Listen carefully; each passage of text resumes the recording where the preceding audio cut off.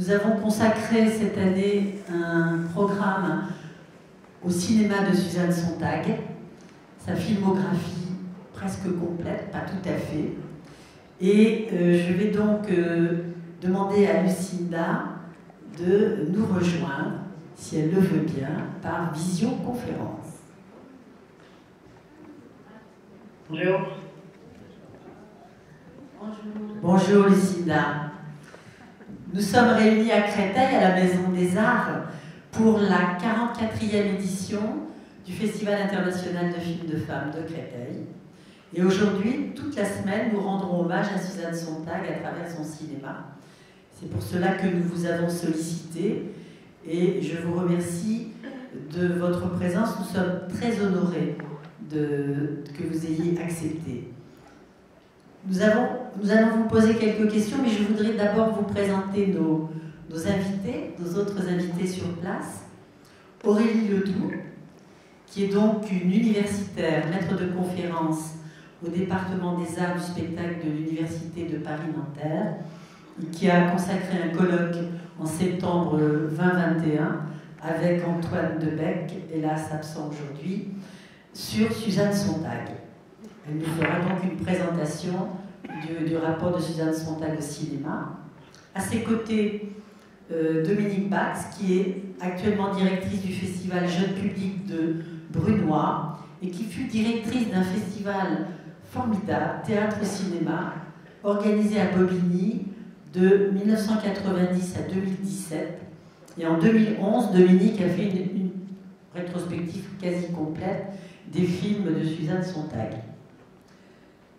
Elle a publié d'ailleurs un très joli ouvrage que vous pourrez trouver à la librairie du festival et que nous avons sur la table. Marie-Hélène Rebois, tout en rouge, qui est cinéaste, notamment auteure-réalisatrice de nombreux films sur la danse contemporaine. Elle a remporté d'ailleurs un prix au Festival de films de femmes de Créteil pour son film Histoire d'une transmission sur la compagnie Dominique Bagoué, après le décès du chorégraphe. Voilà. Nous y reviendrons. Et à mes côtés, Karine Saporta, qui est chorégraphe et photographe, qui apportera sa contribution au rapport du cinéma à la danse, notamment par rapport au film de Suzanne Sontag, le Primer for Pina, qui est un court-métrage sur le travail de Pina Bausch. Donc il y a aussi des liens de Suzanne Sontag au cinéma, à la danse, au théâtre, à la littérature. Donc c'est une personnalité formidable. Alors Lucinda, je reviens vers vous. Je vais vous poser quelques questions par rapport à votre travail avec Suzanne Sontag comme actrice dans le film italien, donc Lettres de Venise. Est-ce que vous pourriez nous parler de votre rôle et comment vous avez envisagé ce travail avec Suzanne Sontag? Ah oui, tout à fait. C'est une écriture de Suzanne Sontag, un guided tour. C'est une histoire d'une relation. C'était en train de terminer, il y avait des problèmes, même que c'était dans cette incroyable ville de Venise, dans une beauté extraordinaire, et c'était là-bas que nous avons filmé la production. Et moi, comme je n'ai pas joué souvent comme chorégraphe et danseuse, mais quand même j'étais dans plusieurs spectacles de Bob Wilson, aussi en France à le théâtre Rond-Point à un moment donné, et même à Satan. Et c'était très ambitieux dans un sens parce que c'était pour Rai Television, donc c'était un film en italien. J'avais les leçons chaque matin avec la comédienne pour parler les mots, le script en italien.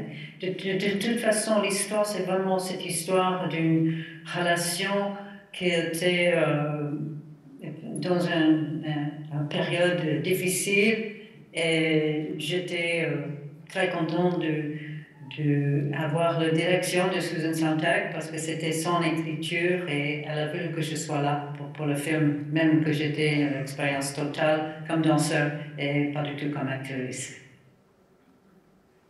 Alors, parmi les personnalités invitées aujourd'hui, je sais qu'Aurélie a vu le film, alors que ce n'est pas mon cas, puisque nous avons mis plusieurs mois à essayer de trouver la copie aux archives de la RAI, et que nous avons finalement réussi à les mobiliser. Nous avons fait un DCP, ce qu'on appelle une numérisation du film, avec un sous-titrage, donc on vous entendra parler italien. Si Aurélie veut poser quelques questions, elle qui a vu le film, c'est tout à fait possible. Moi, je savais qu'il y a plusieurs versions parce que j'étais avec une comédienne italienne et on a essayé de faire les corrections de l'italienne parce que pendant le tournage, j'étais de plus en plus mieux. Ça ne marche pas bien avec le film, la consistance pour le texte. Donc, j'ai fait aussi en anglais à un moment donné, dans le même, une espèce de façon de faire le texte exactement au même moment de l'italienne avec les mots anglais, et ça ne marche pas tout à fait. J'étais en fait, pour le texte, pour la version que j'ai, c'était un comédien anglais ou américain qui a fait le texte américain dans une façon tout à fait professionnelle, dans une façon exactement avec le texte, comme si c'était vraiment, comme c'est fait normalement, quand vous voyez un film en France ou quelque part avec sous-titré parfaitement. Aurélie ? Oui, bonjour Lucinda Childs, je suis extrêmement honorée de vous rencontrer et d'avoir cette occasion de vous parler.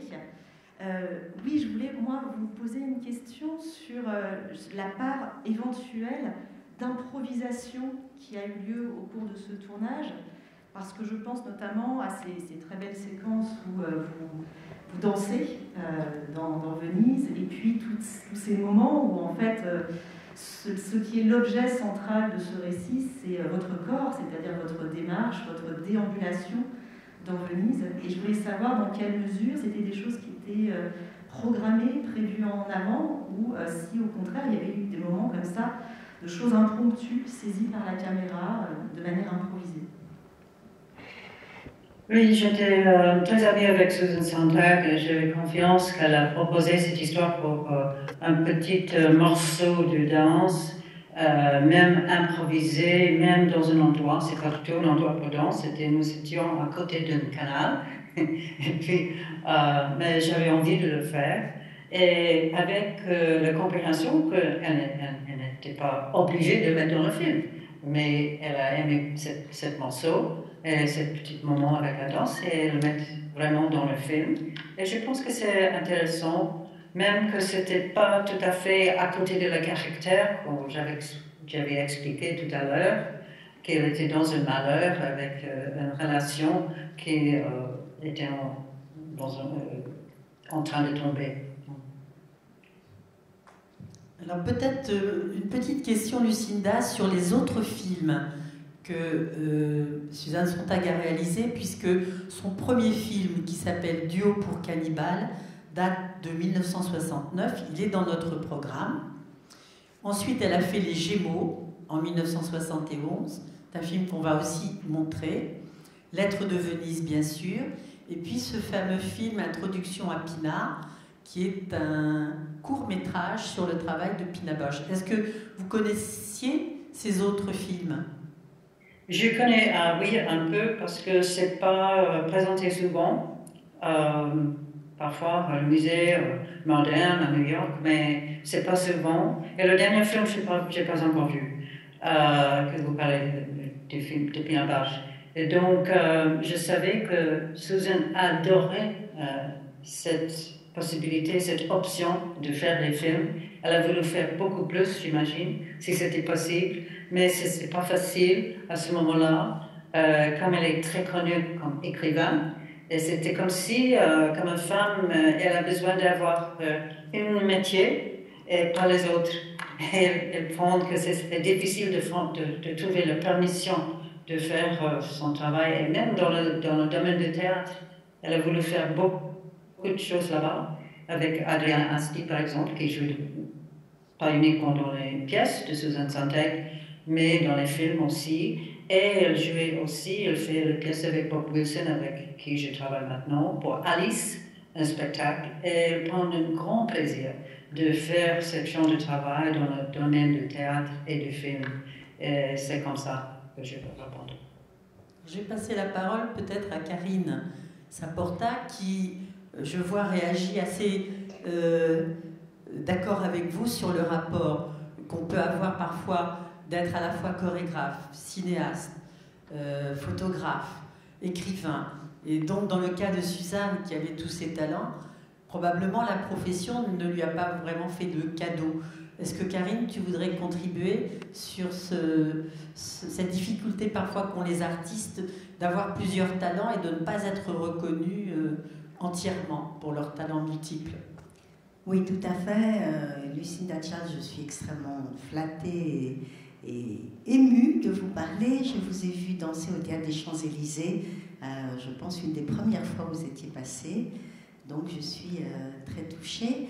Oui, c'est très difficile. Je pensais qu'aux États-Unis, c'était moins compliqué d'avoir plusieurs passions, plusieurs vocations.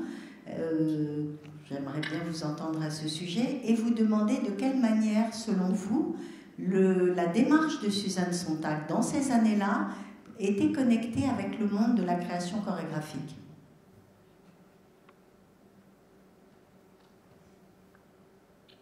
Pardon, c'est une question pour moi? Oui, oui, je crois. Excusez-moi. Elle a parlé un peu rapidement, excusez-moi, je n'ai pas tout à fait bien compris les questions. Alors, la première question, est-ce que vous pensez qu'aux États-Unis, c'est aussi très compliqué de se définir comme écrivaine et réalisatrice, ou comme danseuse, ou comme chorégraphe et peintre, plasticienne? En France, c'est compliqué, puisque Jackie posait la question. Et deuxième question, est-ce que selon vous, je vais essayer de parler plus lentement, la démarche de Suzanne Sontag a résonné dans les avant-gardes chorégraphiques dans les années 60-70? Je pense que c'est toujours l'attitude pour la culture aux États-Unis, c'est très difficile. Nous sommes obligés de trouver l'argent, par exemple. Et pour moi, c'était quelque chose qui ne m'intéresse pas du tout. Est difficile de faire pendant que je fasse un travail. C'est pas possible. Vraiment, c'est de côté. Et il y a les gens qui peuvent le faire, et ils sont obligés de le faire, elles acceptent comme un partie de leur travail que nous faisons aux États-Unis, mais c'est pénible, c'était comme ça. Les personnalités comme moi, comme Phil Glass, comme Bob Wilson, on était très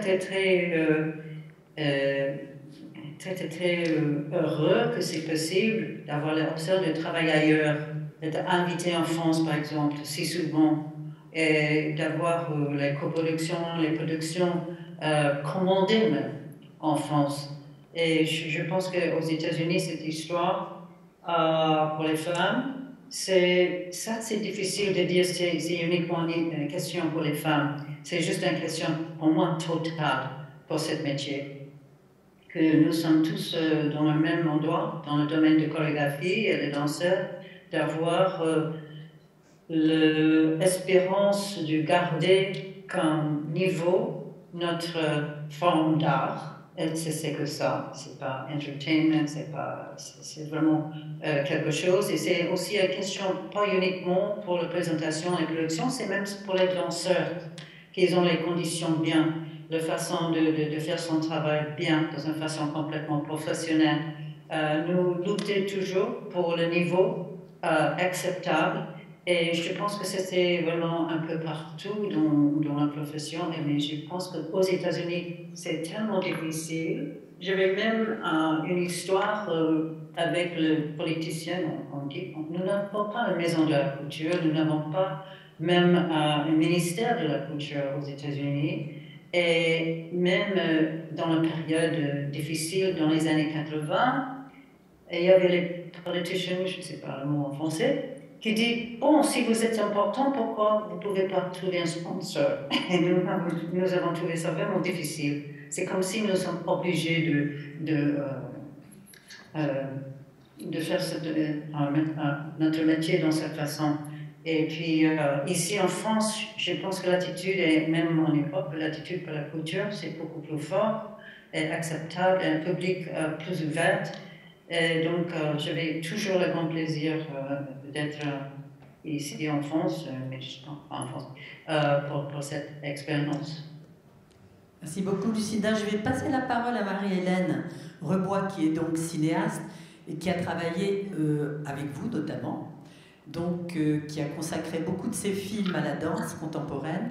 Et j'aimerais peut-être qu'elle vous pose quelques questions. Moi, j'ai travaillé avec Lucinda quelques années, il n'y a pas longtemps, entre les 2014 et 2017. J'ai travaillé sur... j'ai filmé la pièce absolument magnifique qui s'appelle Dance, et qui, sur la musique de Phil Glass, et que j'ai filmé au Théâtre de la Ville avec... alors, peut-être que là, il y a quand même des connexions en art plastique et chorégraphe dans l'histoire de la danse, que ce soit en France ou aux États-Unis ou en Allemagne. Enfin, et là, Lucinda a travaillé avec Sol Lewitt, qui avait fait... c'est la première fois qu'on avait un décor de théâtre, de chorégraphie en forme d'un film. Donc, j'ai travaillé sur cette œuvre difficile à filmer, évidemment, puisqu'il y avait déjà un film dedans, un film très compliqué, puisqu'il y avait près de 350 plans. Et voilà, donc on a commencé avec... on s'est connus comme ça. Et je crois que la danse a quand même des liaisons avec d'autres arts, évidemment.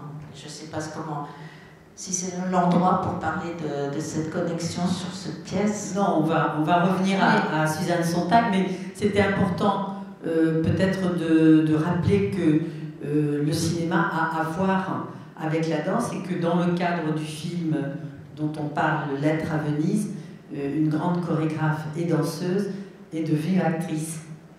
Et c'est ce que nous allons découvrir. Oui, c'est vrai que c'est important que le cinéma et la danse, je crois qu'ils ont beaucoup de choses à faire ensemble. Malheureusement, il n'y a pas eu de grands... Enfin, il n'y a pas eu beaucoup de possibilités, et surtout aux États-Unis, parce que moi, j'ai travaillé sur 2-3 films avec des chorégraphes américains, et j'en s'aperçois que les Américains n'ont jamais pu le faire. Voilà ce que disait Lucinda, c'est-à-dire qu'aux États-Unis, il n'y a pas de moyen de subvention ni pour travailler sur la culture et laisser des films, parce que les films, évidemment, ils ont l'avantage de rester. Donc c'est très important qu'ils existent aussi. Et je crois que le cinéma peut montrer des choses que le spectateur dans une salle ne voit pas. Donc je pense que c'est riche comme possibilité. Enfin, je ne sais pas si Lucinda, je peux te poser une question là-dessus. As-tu quelque chose à dire sur le rapport cinéma-danse? C'est pour moi encore? C'est pour toi. Il faut répéter. Est-ce que tu penses que le cinéma et la danse ont beaucoup de choses à faire ensemble? Je pense que l'idée de Sol Lewitt, c'était très intéressant pour le film, pour Dance, parce que quand je l'avais rencontré, c'est un grand maître de Sol Lewitt, était quelqu'un extraordinaire comme artiste visuel. Et on a demandé avec Phil Glass, est-ce que ça s'intéresse de faire ce projet avec nous, de faire un décor? Elle dit, Lucinda, franchement, je pense que l'idée que j'ai créée, une espèce de sculpture ou je ne sais pas, objet, devant, et vous dansez devant cet objet, ça ne fait pas ça ne m'intéresse pas beaucoup. Je pense que c'est pas intéressant parce que votre travail c'est visuel et mon travail c'est visuel et il faut qu'on trouve la façon de mettre ensemble le travail qui fait une expérience vraiment intéressante. Et puis je pense à un moment donné que c'est possible qu'elle ne va pas enfin accepter le projet, mais ensuite, après plusieurs rendez-vous, enfin, il a dit, et nous avons trouvé la solution, que le décor doit être les danseurs. Et je pense que c'était très intéressant. Et en plus, danse, le film danse, dans le film danse, vous avez les danseurs dans le film et les danseurs dans scène, dans la même chorégraphie tout le temps. Et le film, c'est un service fait pour le spectateur, une façon de regarder le film dans plusieurs façons, pas uniquement dans la position de le siège qu'il occupe, mais aussi autour de le film, ou above, beside, dans une façon très intéressante. En plus, je dois dire que Léon Mokobal va jouer cette production à Créteil l'année prochaine. Je suis très contente parce que j'étais à Londres tout à l'heure avec la compagnie de Léon Ballet, même que le film s'était refait avec Marie-Hélène, tout à fait exactement dans la façon de Solowit. Mais je pense que le concept le cinéma pour le film, c'est important, et Solowit a dit, c'est très important pour moi, Lucinda, que ce film, c'est uniquement présenté avec vos danseurs. C'est pas un film comme un film, c'est un décor, c'est un film décor. Et pour ça, j'avais gardé cette espérance de Solowit, parce que je pense que c'est très, très, très important, mais très intéressant aussi. Que c'est vraiment envisagé as un film décor, pas un film. Voilà, et un décor particulièrement compliqué à faire, je peux vous le dire, parce que je l'ai refait à Lyon avec les danseurs du ballet de l'Opéra de Lyon. Et voilà, c'est ce que vous verrez à Créteil l'année prochaine. Il faut absolument envoyer cette pièce qui est absolument sublime. Voilà. Sinon, je voudrais demander à Lucinda, est-ce que Suzanne, tu connaissais déjà Suzanne quand tu as fait Dance?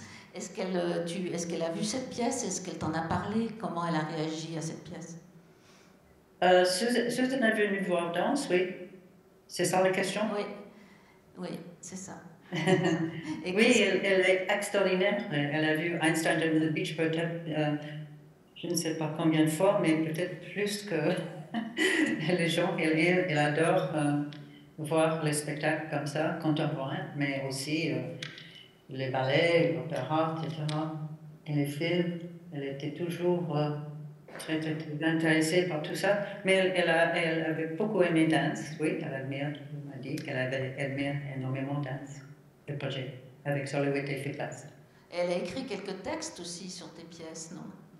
Oui, dans un livre, il y a un essai ou un chapitre qu'elle elle travaille de mon travail, oui. C'est ça. Oui, super. Lucinda, peut-être qu'on va vous remercier infiniment d'avoir consacré du temps à cette table ronde. On va pouvoir vous libérer. Vous pouvez continuer à écouter nos échanges, mais on va peut-être couper la caméra pour que vous soyez tout à fait tranquille à Hambourg, en vous remerciant tellement chaleureusement de nous avoir fait l'honneur d'être avec nous à Créteil aujourd'hui. Bravo, merci beaucoup. Merci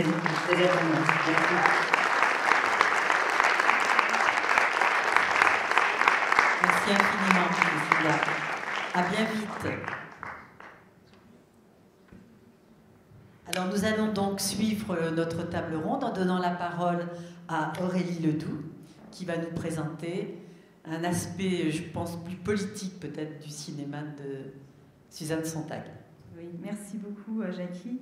Alors je remercie tout d'abord évidemment Jackie Buet et toute l'équipe du festival pour cet événement, et je voulais aussi rendre hommage au travail de Dominique Bax, qui a une dizaine d'années avait aussi mis en valeur l'œuvre cinématographique de Suzanne Sontag. Donc moi je suis universitaire, je ne suis pas réalisatrice, je ne suis pas artiste.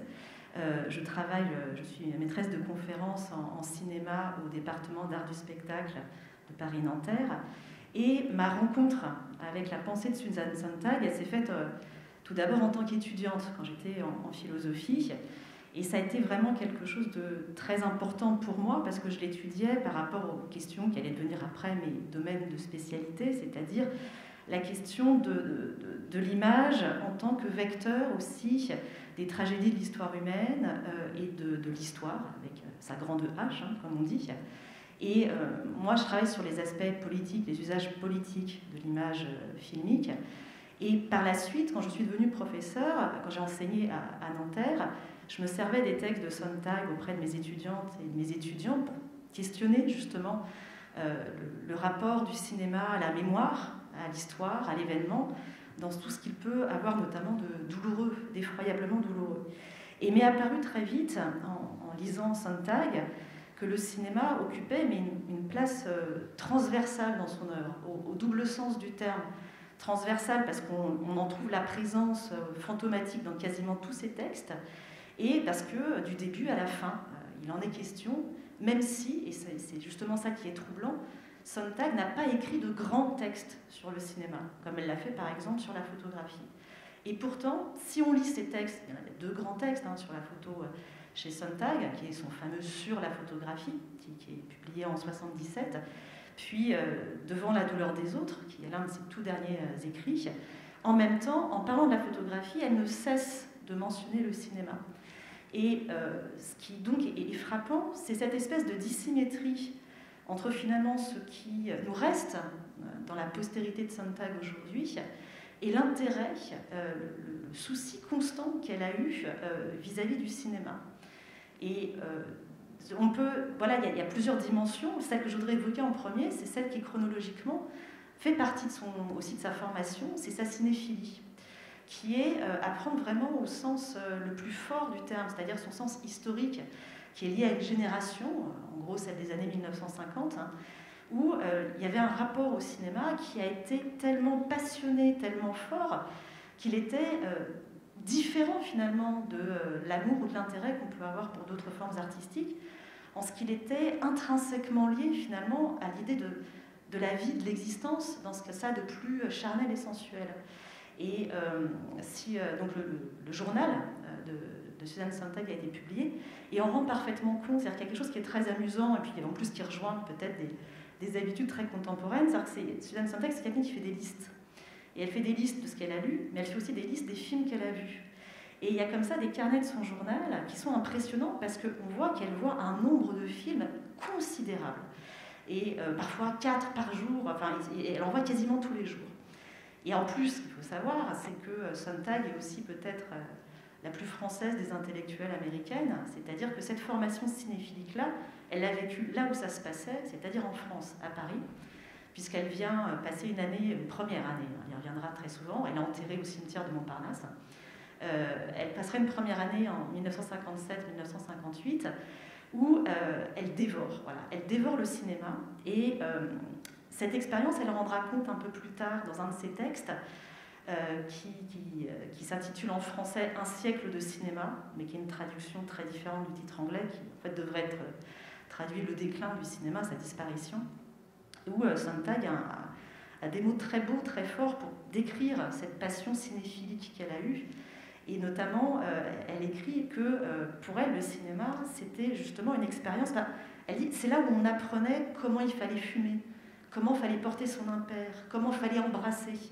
Et donc, c'est pour elle une double formation. Ça va être une formation intellectuelle. Elle va découvrir les films de Godard, de Resnais, d'Antonioni, de Bresson, etc. Et en même temps, c'est une formation personnelle, c'est-à-dire qu'il y a quelque chose de vivace qui fait partie de sa constitution au sens le plus personnel, encore une fois, le plus charnel du terme. Et d'ailleurs, pour l'anecdote, elle est apparue comme figurante dans un film de Pierre Clast en 1958. On la voit passer, il y a une soirée parisienne, dans un appartement, et elle passe au fond, puis on voit Jean-Claude Brialy qui vient essayer de la séduire en lui faisant la conversation. Ça dure quelques secondes, mais Suzanne Sontag est présente dans cette génération du cinéma. Donc il y a cet aspect-là, cette importance du cinéma, qui est en fait fondamentale, au sens où c'est à la racine vraiment de sa formation intellectuelle. Et ça se retrouve dans tous ses textes, c'est-à-dire qu'elle ne cesse non seulement, alors elle a écrit des textes sur les films de Godard, sur les films de Resnais, etc., il y a des textes précis sur les films, sur les œuvres, mais même lorsqu'elle va parler de sujets plus larges, sur l'art en général, les références au cinéma reviennent et ont une importance particulière. Je pense notamment à un des grands textes qui va faire que Suzanne Sontag va avoir la renommée d'intellectuelle qu'elle va avoir par la suite. C'est un texte justement sur l'esthétique du cinéma, c'est son texte qui s'appelle « Contre l'interprétation », qui aujourd'hui est un texte très difficile à lire, c'est un texte qui date de, je crois, 64, Et c'est un texte très difficile à lire si on n'a pas le contexte de l'époque, qui aujourd'hui est lointaine, qui a disparu, où on peut même faire un contresens. On a l'impression d'un propos assez étrange, qui pourrait être interprété comme une forme d'anti-intellectualisme, ce que ça n'est pas. Mais où Susan Sontag s'élève contre les tendances de l'époque à vouloir aborder les œuvres d'art par rapport aux deux grandes grilles de lecture de l'époque, qui sont la grille marxiste et la grille psychanalytique. Et où donc on allait analyser tous les films, les livres, surtout la littérature, avec ces deux prismes-là, du coup, essayer de voir ce que ça disait, conformément à la pensée de Marx ou à la pensée psychanalytique. Et Sontag s'élève contre ça en disant justement que ce qu'on perd dans cette tendance herméneutique, c'est en fait ce qui fait l'art lui-même, c'est-à-dire le fait que ça nous touche, le fait qu'il y a quelque chose de direct qui nous atteint. Et pour argumenter dans son texte, elle va mobiliser essentiellement des exemples qui viennent du cinéma. Parce que, d'après elle, justement, c'est là que ça se sent le mieux. C'est là où cette espèce de réduction, cette sécheresse de l'analyse intellectuelle, va être le plus facilement mise en échec, parce que, justement, dans le cinéma, il y a quelque chose qui résiste.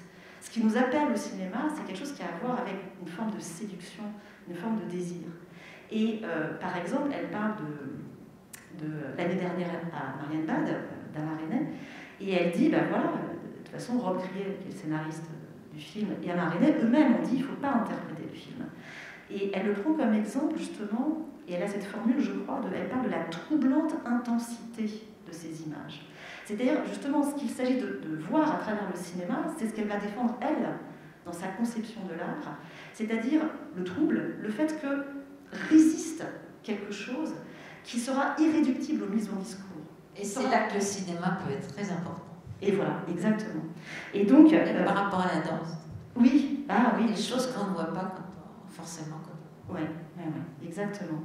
Donc il y a cette dimension-là qui fait que, même si Sontag n'écrit pas sur le cinéma, en le sens où elle ne fait pas un grand livre sur le cinéma, il demeure absolument fondamental dans tout ce qui a préoccupé sa pensée. Et on peut le mettre aussi en rapport avec, là aussi, ce qui a construit sa renommée intellectuelle, c'est-à-dire le fait qu'elle a été une des premières grandes figures intellectuelles à s'intéresser à ce qui était justement un peu méprisé comme faisant partie de la culture populaire, à jeter des ponts non seulement vers le cinéma, mais dans le cinéma, c'est pas que Godard. Elle a écrit un texte qui, moi, m'a beaucoup intéressée sur les films de science-fiction. Et les films de science-fiction des années 50-60. Et c'est un texte qui est assez fascinant, parce que déjà, ça démontre une culture cinéphilique, mais impressionnante. Elle cite peut-être une centaine de films, je n'exagère pas, de films qui sont justement des films industriels. Elle va parler des films de Ishiro Honda, qui a fait la série notamment des monstres comme Godzilla, des films de George Pal aux États-Unis, c'est-à-dire des films catastrophes, qui sont des films de genre, qui sont des films de consommation, on a envie de dire, des films industriels. Et elle, ce qui l'intéresse, c'est que dans ces films-là, se joue quelque chose qui, là encore, pour elle, met en jeu ce qui est la puissance propre du cinéma, c'est-à-dire la représentation de la catastrophe. Elle le dit comme ça, elle commence son texte en disant, il y a une sorte de contresens, on dit les films de science-fiction, contrairement à ce que leur nom dit, les films de science-fiction ne parlent pas de science, ils parlent de la perspective du désastre. Et c'est ça qui l'intéresse. Et ça va même plus loin, puisque dans ce texte qui est ancien, il date de 65, elle énonce pour la première fois une idée qui sera au cœur de son texte sur la photographie. Elle dit, ce qui nous frappe dans les films de science-fiction, justement, c'est que nous ressentons par nos sens, la vision et l'audition, ce que c'est que le désastre, ce que c'est que la destruction du monde. Et qu'il y a une puissance, elle dit, voilà, un livre, il y a des livres de science-fiction. Mais ça passe par notre imagination, on fait ce travail-là d'imagination. Là, au cinéma, ça nous atteint directement. On fait une forme d'expérience du désastre. Et le problème qu'elle se pose à la fin de son article, c'est la question d'une forme d'anesthésie par la répétition des images de l'horreur. Et c'est exactement ça qui sera la grande problématique qu'elle se posera à propos de la photographie.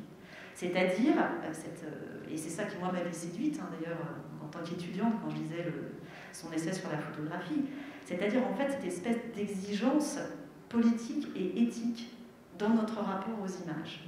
Et elle le dit, c'est ça qui est très intéressant, elle est dans un texte qui est considéré aujourd'hui comme un à côté de la grandeur de Suzanne Sontag, j'allais dire Simone de Beauvoir en plus, intéressant. Et donc les textes de Sontag traitent à travers le cinéma aussi les questions fondamentales de son œuvre, qu'on revoit ailleurs. Et pour faire le rapport avec ce qui vient d'être dit dans la discussion avec Lucinda Childs, si vous avez l'occasion de voir donc Letter from Venice, enfin Lettre de Venise, ce qui est fascinant dans ce film, c'est que justement c'est une expérience cinématographique de ça aussi. C'est-à-dire que c'est à travers le motif de la séparation du couple qui se délite, tourné dans Venise, qui est à la fois une figure justement mélancolique, la disparition d'un temps révolu, etc., mais qui est en plus une Venise sous les eaux, où il y a des plans très, très longs, très cinématographiques, au sens justement d'une durée dont on choisit de faire l'expérience, où on voit l'eau qui monte progressivement, qui absorbe, qui vient recouvrir les dalles de Venise, et qui absorbe les lions déjà usés par le temps de Venise. Et il y a là quelque chose, je pense, qui est au cœur de la pensée de Sontag, et qui, moi, me passionne, qui est justement cette idée qu'il y a non seulement le passé qui engloutit, mais ça c'est la marche du processus historique normal du temps, mais plus encore cette hantise du désastre comme quelque chose qui nous guette. C'est-à-dire, c'est pas simplement la catastrophe passée à laquelle Sontag a été très sensible de l'expérience de la Seconde Guerre mondiale et notamment aussi de l'extermination des Juifs d'Europe, mais c'est aussi la perspective d'un monde où c'est toujours redevenu possible. Et cette catastrophe peut encore, c'est toujours possible devant nous. Ce qui donne quelque chose d'à la fois très mélancolique et, je trouve, de terriblement atemporel, qui nous concerne toujours. Et voilà, moi, ce qui m'a intéressé en tant qu'universitaire dans ma démarche, c'était d'aborder par le cinéma l'œuvre de Sontag comme pièce de résonance de ce qui traverse toute sa pensée. Merci beaucoup, Aurélie. Alors, cette contribution tisse des liens avec une section cette année qu'on a ouverte, sans savoir d'ailleurs qu'il y aurait de tels liens entre la notion de genre cinématographique, puisqu'on a fait une section qui s'appelle « Elles sont genre ». Je ne sais pas si Laurence est avec nous cet après-midi, mais je pense que ça lui parlera. Le fait que la science-fiction ait quelque chose à voir avec la représentation de la catastrophe. On va voir cette année à Créteil un certain nombre de films réalisés par des femmes dans ce sens, dans cette dimension qui est la science-fiction, le fantastique, voire parfois le côté très vampire du film de genre. Donc on est parfaitement raccord avec l'œuvre de Sontag et ça n'a pas été du tout prémédité. Donc c'est quand même quelque chose qui doit circuler dans nos esprits et on a fondu ce festival cette année autour de ces deux grands axes. Est-ce que vous classez Titane dans cette catégorie? Oui, bien sûr. Oui, Titane a été un petit peu le déclencheur de notre réflexion sur et que font les femmes dans le cinéma de genre.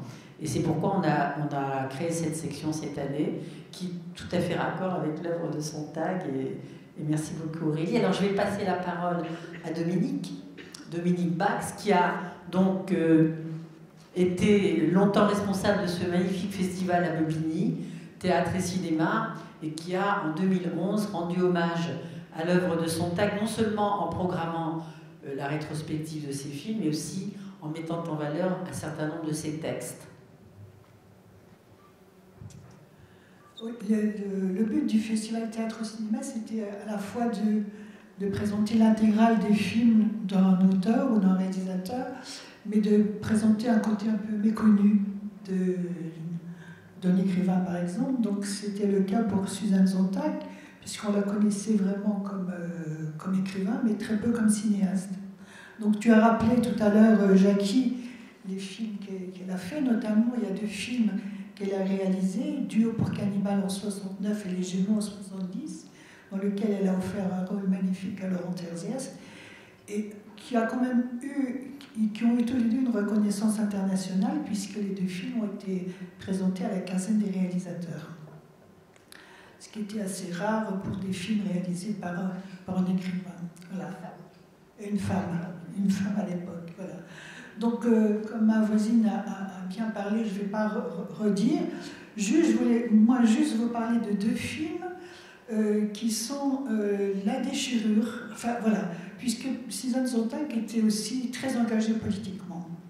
Et dans les films qu'elle a réalisés, il y a 2 documentaires, La déchirure, qui témoigne de l'impasse politique de la Palestine, qui est toujours d'actualité, et un autre film que je trouvais très important qui s'appelle En entendant Godot à Sarajevo, qui était le plaidoyer contre la guerre et un hommage à l'héroïsme de ses habitants. Et je ne peux pas penser que si Susan Sontag vivait encore, elle rendrait hommage au peuple ukrainien. Elle serait certainement déjà partie en Ukraine. Exactement. Parce que le film dont tu parles, court-métrage de Nicole Stéphane, qu'elle a réalisé en allant à Sarajevo sous les bombes en 1993, nous l'avons passé l'année dernière dans l'hommage que nous avons construit autour du cinéma de Nicole Stéphane, qui fut à la fois une actrice importante dans les premiers films de Melville, mais aussi une productrice qui a travaillé longtemps sur un projet avec Visconti sur l'adaptation de l'œuvre de Proust. Le projet n'a jamais vu le jour. Et elle a réalisé ce film en allant à Sarajevo. Elle était amie de Susan Sontag à l'époque. Et Susan Sontag était donc à Sarajevo avec une compagnie de théâtre engagée qui montait En attendant Godot. Voilà, donc ça s'appelle En attendant Godot à Sarajevo. Nous l'avons montré l'année dernière pendant 10 jours sur la plateforme du festival, puisque malheureusement, nous n'avions pas eu l'occasion de vous retrouver. Je voulais juste vous lire un petit texte de Susan Sontag qui disait « Quand j'écris sans vouloir jouer les Jeanne d'Arc, j'entends une voix, j'entends quelqu'un qui parle et je transcris un langage, une voix. Quand il s'agit d'un film, je vois des images et la parole reste secondaire.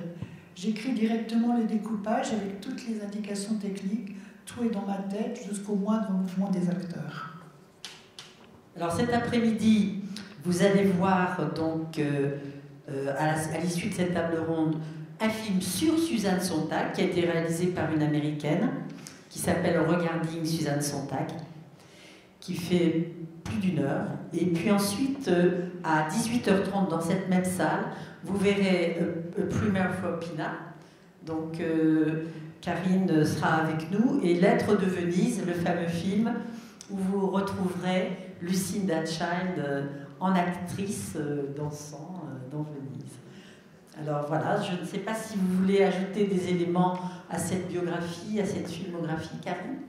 Moi, j'avais envie de vous demander par exemple la relation de Susan Sontag au cinéma est-elle éventuellement liée au fait que va naître un mouvement, vous parliez de Rob Grillet, d'Alain Resnais, un mouvement qui va s'appeler le Nouveau Roman, avec cette description de la plume de l'écrivain caméra stylo. Il y a comme ça, à un moment, une sorte d'identification entre les avant-gardes et l'arrivée d'un certain cinéma.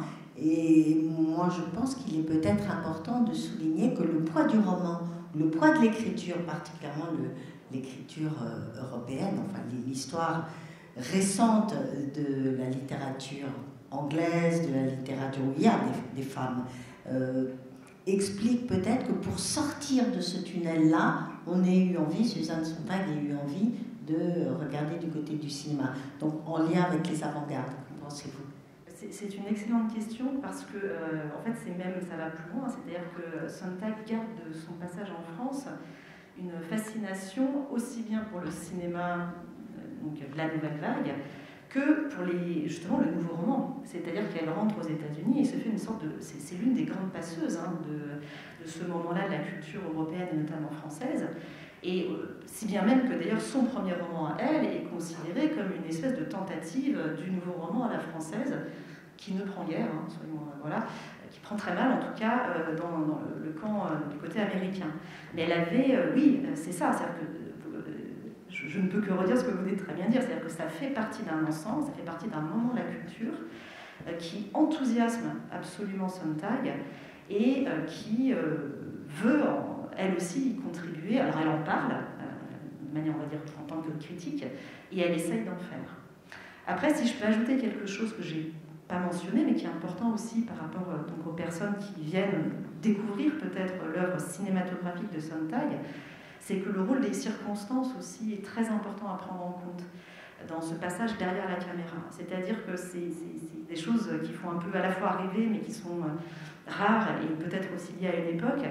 Le fait que Sontag soit devenue elle-même cinéaste, c'est parce qu'elle en avait le souhait, mais parce qu'elle en avait... elle avait atteint justement une grande stature, une stature d'intellectuel, avec une renommée internationale. Et c'est lié à une rencontre avec un producteur suédois, qui s'appelait Goran Lindgren, de la maison de production Sandrews. Et c'est un concours de circonstances. Il se trouve que ce producteur est tombé sur une interview de Sontag où elle disait qu'elle aimerait bien un jour faire du cinéma. Donc il la convoque, elle le rencontre en Suède et il lui laisse carte blanche. C'est-à-dire que c'est des choses qui sont justement très rares et très précieuses. Sandrews produisait des films de Godard, de Varda, de Peter Watkins, et il lui dit, ben voilà, moi je vous donne les moyens, donc c'était un budget modeste, mais il lui donne des moyens professionnels de faire son film alors qu'elle n'avait jamais tourné auparavant. Donc elle va avoir à sa disposition une véritable équipe technique, tout ce qui est le plus professionnel, des acteurs qui n'étaient pas forcément des célébrités de premier plan, mais qui étaient tous des acteurs qui avaient, par exemple l'acteur principal qui joue dans Duo pour Cannibal, c'est Lars Ekborg, qui est très connu parce qu'il a joué le rôle du jeune, enfin, le premier rôle masculin dans Monica de Bergman. D'ailleurs, ce sera son dernier film, Duo pour Cannibal. Il va malheureusement décédé juste après. Et donc, Sontag a des circonstances de rêve, elle en est parfaitement consciente, qui lui permettent de faire absolument ce qu'elle veut dans ce film. Elle est totalement libre. Et la biographe de Sontag, Béatrice Mousseline, qui a écrit un magnifique livre sur Sontag, raconte très bien, en reprenant des interviews de Sontag aussi, sur la manière dont ça se passait. C'est-à-dire que quand elle a fait Duo pour Cannibal et qu'elle l'a projeté à Lindgren, elle était très nerveuse évidemment, et puis donc il voit, il assiste à la projection, le film ne dit pas un mot, la projection se termine, il lui dit c'est très bien, continue, il lui serre la main et il s'en va. Et donc elle aura le budget pour faire un deuxième film, qui sera donc les Brother Carl en anglais ou les Gémeaux. Et pour Lettres de Venise, c'est pareil. C'est une productrice italienne qui vient la chercher parce qu'elle cherche des femmes pour réaliser un film à chaque fois sur une ville en Italie.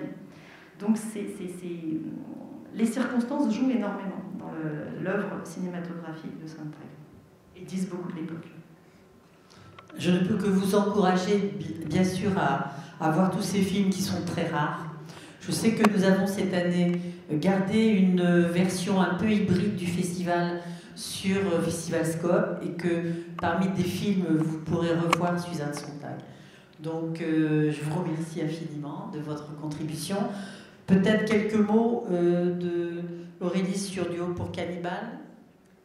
Oui, dans l'esprit de ce que tu as défini comme rapport à la catastrophe. Oui, alors c'est moi, c'est pas totalement, c'est moins la catastrophe, mais il y a une dimension politique au film aussi, qu'on peut, en tout cas c'est comme ça que Suzanne Sontag a voulu que le film soit vu. Donc Duo pour Cannibal, c'est deux couples, un plus âgé qui va dévorer psychiquement un couple plus jeune. Et ce qui est intéressant, c'est que ce film, alors parce qu'il est en suédois, noir et blanc, dans une atmosphère suédoise, on peut avoir le sentiment justement qu'il renvoie énormément à Bergman, peut-être justement trop. Et en fait, je pense que c'est, je suis pas la seule, c'est quelque chose qui a été aussi dit ailleurs, que c'est une sorte de fausse piste. Il y a un peu du trompe-l'œil au sens où c'est là ce qu'on reconnaît en premier. Mais Sontag, elle, a dit que son modèle, c'était plutôt Mabuse de Fritz Lang. C'est-à-dire que ce qui l'intéresse, c'est justement dans un univers où vous verrez les personnages on est dans le contexte de la fin des années 60, c'est-à-dire des mouvements de gauche progressistes, d'une forme d'exigence de libéralisation de la société, où ce qu'elle montre, c'est en quoi ces personnes qui vivent politiquement dans un univers qui se veut progressiste et émancipé sont prisonniers de formes de domination, de schémas d'emprise, qui eux, justement, sont à l'inverse des valeurs politiques prônées. Et donc, elle disait, elle a beaucoup insisté là-dessus, elle disait, pour moi, c'est un film politique. Alors que vous verrez que cet apparat politique n'est pas si évident que ça, il est plutôt discret, mais elle disait, c'est un film politique, et pour elle, justement, c'était un film sur la psychologie du fascisme. C'est ce qu'elle a déclaré dans une interview. voilà, ça donne une piste aussi de réception et d'interprétation du film. Merci beaucoup Aurélie, merci Karine Saporta, merci Dominique Bax, merci Marie-Hélène Rebois. Je vous invite donc à regarder Regarding Suzanne, le film portrait de Suzanne Sontag. Peut-être Dominique, tu veux ajouter quelque chose? Oui, je voudrais juste faire un appel. Dans le livre sur Suzanne Sontag, j'avais mis une phrase d'une écrivaine américaine qui s'appelle Joanne Didion, qui disait « Nous racontons des histoires pour vivre. Peut-être l'année prochaine, Jackie, tu pourrais faire un hommage à Joanne Didion. » Puisqu'elle il y a un très beau documentaire sur elle et elle a fait quelques scénarios qui sont très bien. Voilà une belle idée. Voilà. Belle idée qui va se cultiver. Et donc à 18h30, vous pourrez voir A Primer for Pina. Nous avons eu 6 mois aussi à récupérer cette copie qui était perdue au fond des archives de la BBC ou de Channel 4. Et nous avons réussi à restaurer le film, à en avoir une copie DCP sous-titrée français. Donc tout ça pour vous, public. C'est vrai, merci Jackie, parce que je voudrais souligner que être directeur d'un festival, c'est aussi un grand travail et que c'est presque un anthropologue parce qu'il faut vraiment chercher où sont les copies. Et malheureusement, les producteurs ou les chaînes de télé ne les conservent pas beaucoup avec soin. Et quand on fait un festival comme celui-là, c'est un très très grand travail, presque une année de travail pour rechercher les copies. Donc Jackie, bravo, et toute son équipe. Merci à vous toutes. Et vive Suzanne Sontag.